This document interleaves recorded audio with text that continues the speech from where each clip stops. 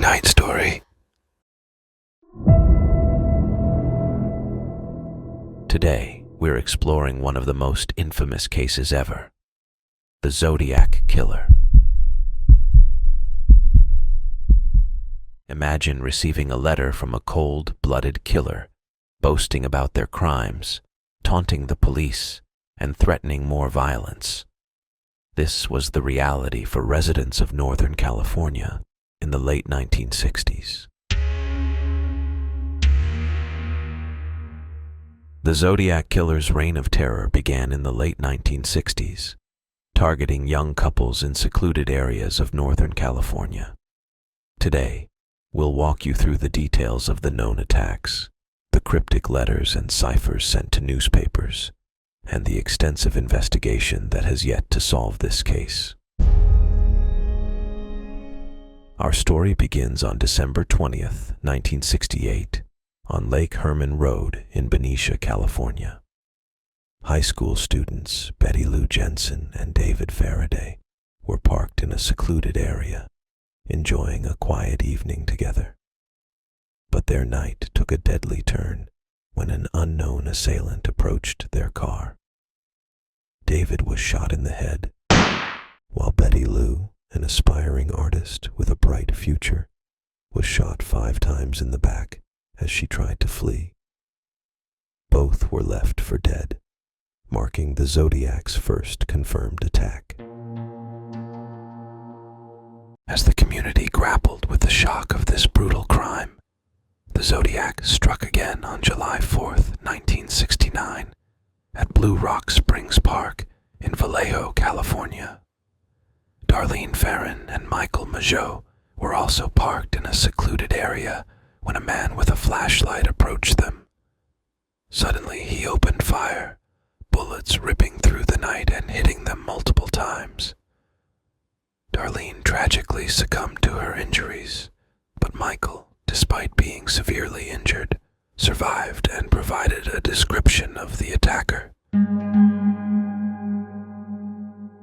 The Zodiac's third attack occurred on September 27, 1969, at Lake Berryessa in Napa County. Brian Hartnell and Cecilia Shepard were relaxing by the lake when a man dressed in a hooded costume with a crosshair symbol on his chest approached them. He tied them up and stabbed them multiple times. Cecilia died 2 days later, but Brian survived. The attacker left a message on Brian's car door, detailing previous killings and signing it with his infamous crosshair symbol. On October 11th, 1969, the Zodiac struck again, this time in San Francisco. Paul Stein, a cab driver, was shot in the head in the Presidio Heights neighborhood.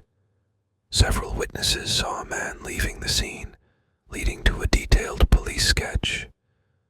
Despite these eyewitness accounts, the killer managed to evade capture. What set the Zodiac Killer apart was his penchant for taunting law enforcement and the media.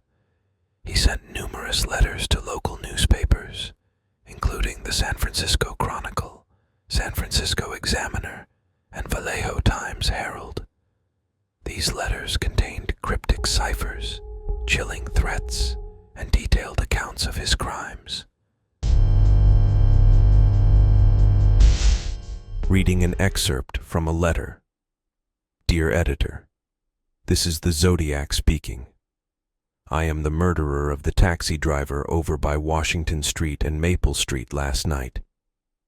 To prove this, here is a blood-stained piece of his shirt. I am the same man who did in the people in the North Bay area.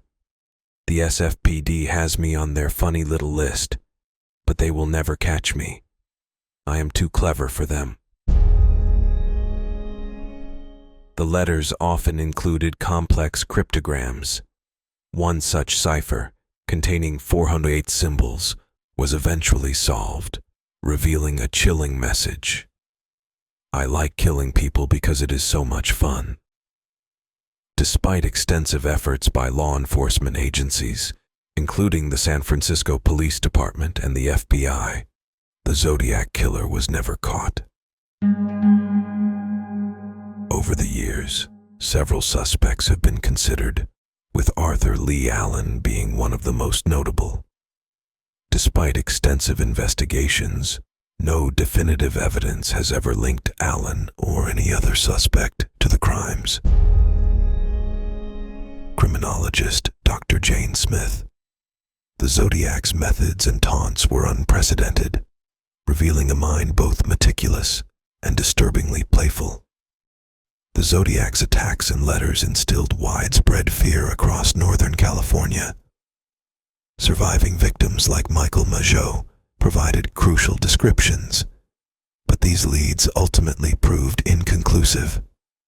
The case left an indelible mark on popular culture, inspiring countless books, movies, and TV shows.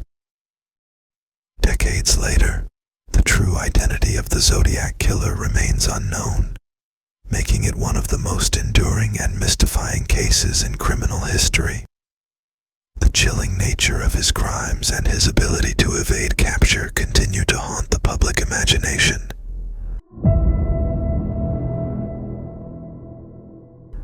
Thank you for joining us on this journey into the dark and mysterious world of the Zodiac Killer. If you enjoyed this episode, be sure to subscribe and leave us a review. Join us next time as we continue to explore the unknown. Until then, stay safe and stay curious.